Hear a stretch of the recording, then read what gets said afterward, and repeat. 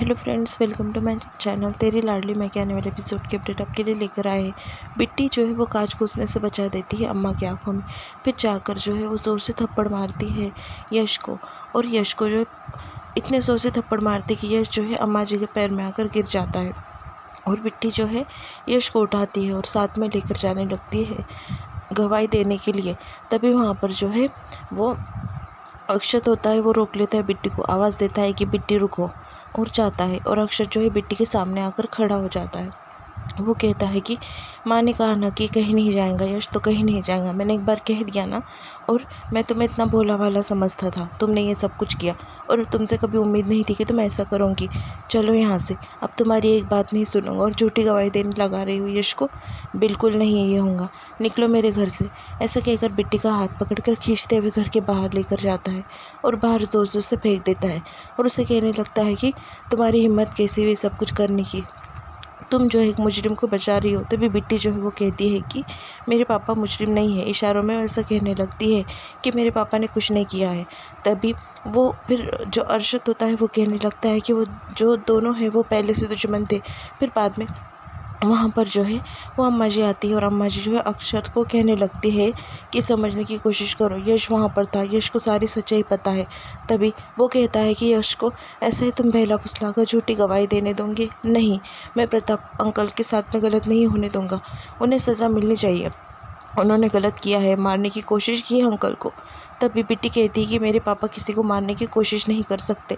फिर वहाँ पे अक्षत जो है वो कहता है कि मैं गलत था, मैं सोचता था कि बस मैं तुम्हारी खामोशी सुन सकता हूँ, पर तुम ये करोगी ये मैंने कभी सोचा ही नहीं था। फिर बाद में बिट्टी जो है अक्षत को चैलेंज करती है कि उसके पापा जो है निर्दोष है और वो उन्हें बचा कर जो है वो घर पर लेकर आएंगी। ऐसा जो है इशारों में बात करने लगती है। अक्षत कहता है कि देखते हैं, कोर्ट में फैसला होगा ये सब का। और अक्षत जो है चले जाता है। दूसरी तरफ बिट्टी जो है अम्मा जी को लेकर जाती है और जो सुरेंद्र होता है वो जेल के अंदर कहने लगता है कि मेरे लाडले बेटे को फ़ोन लगाओ, उसका नंबर सेव है। तभी वहाँ पर जो इंस्पेक्टर होता है वो कहता है कि उसने फ़ोन स्विच ऑफ कर रखा है। फिर बाद में वो कहता है कि मेरी बहू का भी नंबर है। फिर वो कहता है कि कौन फ़ोन उठाने के लिए रेडी नहीं है, कल कोर्ट में बात होगी। फिर उसकी बेटी यानी बिट्टी जो है टिफ़िन लेकर आती है और हवलदार को कहती है कि टिफ़िन देने के लिए। फिर बाद में वो टिफ़िन हाथ में उठा लेता है, तभी वापस टिफ़िन नीचे रख देता है और कहता है कि जब तक मेरा बेटा गवाही नहीं देगा मैं ये नहीं खाऊंगा। फिर बाद में दूसरी तरफ जो बिट्टी है वो फ़ोन लगाती है यश को और यश को बात करने लगती है। वो पुरानी यादें, पुरानी फ़ोटोज़ जो होती है वो सब दिखाती है, उसके पापा की और उसकी बचपन की सारी फ़ोटो दिखाने लगती है।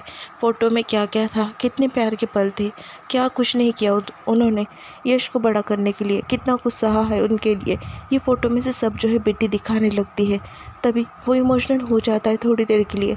उतने में वहाँ पर वैशाली आ जाती है और उसके कंधे पर हाथ रख देती है। फिर वो डर के मारे फ़ोन छुपाने लगता है। तभी वैशाली कहती है कि देख लो, अगर तुमने कोर्ट में झूठी गवाही दी अपने पापा के लिए और कुछ गलत कहा तो मैं भूल जाऊंगी कि तुम मेरे दामाद हो, ऐसा वो कह देती है। दूसरे दिन बिट्टी सवेरे ही सबको लेकर माता रानी के मंदिर चल जाती है, उसके पापा की रिहाई के लिए प्रार्थना करने के लिए। माता रानी के आगे जो है वो फेरे मारने लगती है नीचे ज़मीन पर लेटकर। वहाँ पर दूसरी तरफ उर्मिला जो है वो अम्मा जी से कहने लगती है कि एक बेटा जिसने सब देखा है वो अपने बाप के लिए कोई आवाज़ नहीं उठा रहा, और एक बेटी देखो कैसे देवी माँ के आगे प्रार्थना कर रही है अपने बाप के लिए। वहाँ पर जो बेटी होती है वो प्रार्थना कर लेती है और मतलब देवी माँ से मांग लेती है कि उसके पापा रिहा हो जाए। दूसरी तरफ कोर्ट जो है सब पहुँच जाते हैं। बस यश का इंतज़ार हो रहा होता है कि कब यश आएगा और गवाही दे देगा और जो सुरेंद्र है वो बेगुनाह साबित होकर रिहा हो जाएगा। उतने में अक्षत और बाकी सब परिवार जो है बाहर निकल जाता है। सबकी नज़र जो है बस यश के ऊपर होती है कि यश आएगा या नहीं। वहाँ पर साक्षी भी खड़ी होती है। फिर अरशद जो है गाड़ी लेकर आता है तो पीछे यश होता है। तभी यश को देखकर जो है सब इमोशनल हो जाते हैं कि आखिर यश आ गया। साक्षी जो है वो जाती है अक्षत के पास और अक्षत से कहने लगती है कि क्या ज़रूरत थी इस यश को यहाँ पर लाने की। तभी अक्षत कहता है मैं नहीं जानता साक्षी, पर एक बात कहूँगा यश तुम्हें कि आज तुम कहोगे वो सच कहना, झूठ मत कहना, क्योंकि तुम्हारे बयान के ऊपर बहुत सारी ज़िंदगी डिपेंड है। जो सच वहाँ पर तुमने देखा वही तुम यहाँ पर कहना। तभी यश मुंडी हिलाते हुए हाँ कहता है। दूसरी तरफ यश को देखते ही अम्मा जी जो है भागते हुए जाती है और मेरा लल्ला कर उसे गले लगा लेती है और कहती है कि बेटा तुम अपने पापा को बचा लो, तुम्हारे पापा को तुम ही रिहा करवा सकते हो। दूसरी तरफ जो अक्षत है वो मुंह फेर लेता है बिट्टी से और बिट्टी भी उसके पास नहीं दिखती। वहाँ पर पुलिस की गाड़ी आ जाती है जिसमें सुरेंद्र होता है, उसे वो बाहर निकालते हैं। तभी सुरेंद्र की हालत जो है काफ़ी ख़राब होती क्योंकि पुलिस वाले उसे बहुत पीटते हैं। यश उनकी तरफ देखता है। तभी सुरेंद्र कहता है कि मेरा लल्ला यश आ गया, मैंने कहा था ना कि मेरा ये लल्ला आएगा, मेरा यश आएगा और मेरे खिलाफ मतलब मेरे साथ गवाही देगा, मेरे सबूत में गवाही देगा। वहाँ पर जो यश बैठा होता है और वहाँ पर जो है जज भी आ जाते हैं एयरिंग के लिए। तभी यश को बात याद आती है वैशाली की कि अगर उसने गवाही दी तो वो भूल जाएंगी कि वो उसका दामाद है, यानी उसके सब ऐश्वर्य छिन जाएंगे। इसलिए वो एक्टिंग करना चालू कर देता है कि उसे चक्कर आ रहे हैं और उसकी तबीयत ख़राब है। तभी अक्षत उसे उठाता है। तभी वो कहता है कि चलो मैं तुम्हें अस्पताल लेकर जाता हूँ। तभी यश कहता है कि उसकी ज़रूरत नहीं, यहाँ पर जो हवलदार है उनके साथ में मुझे भेज दो, मैं चले जाऊँगा, ऐसा कहता है और उसे वहाँ से लेकर चले जाते हैं। दूसरी तरफ जो सुरेंद्र होता है उसे हेयरिंग के लिए अंदर लाकर खड़ा कर देते हैं। तभी वो ढूंढ रहा होता है यश को, यश उसे नज़र नहीं आता और वकील जो होते हैं वो कहने लगते हैं कि इनके ऊपर लगाए हुए सारे इल्ज़ाम जो है सच है, इन्होंने मेरे क्लाइंट प्रताप को मारने की कोशिश की है। तभी जो सुरेंद्र होता है वो कहता है कि मेरे लल्ला यश से पूछो, मैंने ऐसा कुछ नहीं किया है। फिर बाद में वहाँ पर जो हवलदार होते हैं तभी वो उससे कहने लगता है कि कार की एसी चालू करो।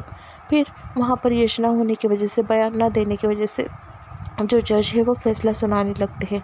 तभी अम्मा जी जो है वो उठकर जो है वो चाहती है यश को देखने के लिए और बाहर जाकर खड़ी हो जाती है। यश जो है बड़े मज़े से निकलता है और कार के पास जाकर पहुंच जाता है और कार में कहता है कि एसी जला और जल्दी से 5 स्टार होटल में मुझे खाने के लिए लेकर जाओ। ये सब कुछ अम्मा जी देख लेती है, उनकी आंखें फटे की फटी रह जाती है कि यश जो है ऐसा कैसे कर सकता है अपने पापा के साथ में। और यश जो है वहाँ से निकल जाता है। अम्मा जी जो है अंदर से एकदम से टूट जाती है कि उसने इतने नाजुक से पाला था और अब उसने ऐसा किया। पीछे से जो है बिट्टी आ जाती है और अम्मा जी के कंधे पे हाथ रख देती है। अम्मा जी को वो अंदर लेकर जाती है जहाँ पर हेयरिंग चालू होती है और वकील और जज जो है वो बोल रहे होते हैं फैसला सुनाने के लिए। तभी फैसले में ये आता है कि वहाँ पर जो है कोई गवाह नहीं, इसलिए सुरेंद्र को जो है 15 दिन के कस्टडी में रखा जाएगा। सुरेंद्र कहता है कि मुझे अपने परिवार वाले से बात करनी है। सुरेंद्र उर्मिला से पूछता है कि यश कहाँ पर है। तभी उर्मिला कहती है कि नहीं पता। सुरेंद्र को जो है वहाँ से पकड़ कर लेकर जाया जाता है। फिर इंस्पेक्टर जो है वो कहने लगता है सुरेंद्र से कि यश तुम्हारा सौतेला बेटा है कि सगा बेटा। तभी सुरेंद्र को काफ़ी गुस्सा आता है और उसे वहाँ से लेकर जाते हैं। मोहल्ले में जो है सब आ जाते हैं। तभी मोहल्ले वाले जो है काफ़ी बुरा भला कहने लगते हैं। वो कहते हैं कि क्रिमिनल है ये और ऐसे लोगों को हम जो है हमारे सोसाइटी में नहीं रहने देंगे, ऐसी बात कर रहे होते हैं। और यहाँ पर एपिसोड जो है वो ख़त्म होता है। Please subscribe.